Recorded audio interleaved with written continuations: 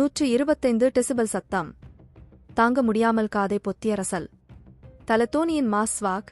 என்ன நடந்தது வாங்க பார்க்கலாம்.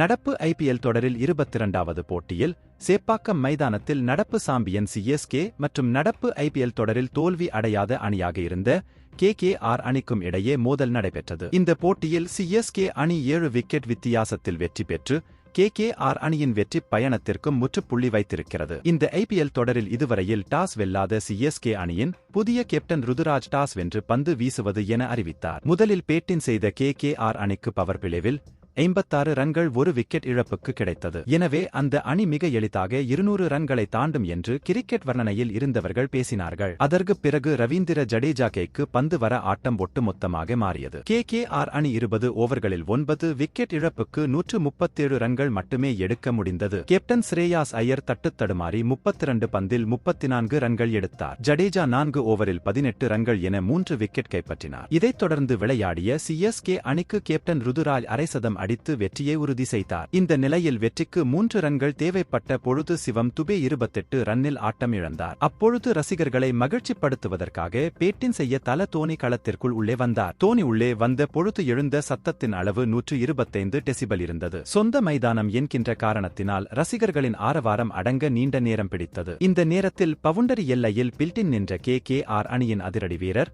ரசல் ரசிகர்களின் ஆரவாரத்தின் சத்தத்தை கேட்க முடியாமல் காதை பொத்திக் கொண்டார். அந்த அளவிற்கு சத்தம் காதை பிளந்தது. இந்த போட்டியில் தோனி ஆட்டம் இழக்காமல் 3 பந்துகளில் 1 ரன் எடுத்தார். சன்ரைசர்ஸ் ஹைதராபாத் எதிராக ஹைதராபாத் மைதானத்தில் கடைசியாக சிஎஸ்கே அணி விளையாடிய போட்டியில் தோனி உள்ளே வந்த பொழுது எழுந்த சத்தத்தைப் போல தன் வாழ்நாளில் அந்த அளவு சத்தத்தை கேட்டதில்லை என பாட் கமின்ஸ் கூறியிருந்தது குறிப்பிடத்தக்கது. மொத்தத்தில் நேற்றைய சிஎஸ்கே ரசிகர்களுக்கு நல்ல விருந்தாக அமைந்திருந்தது.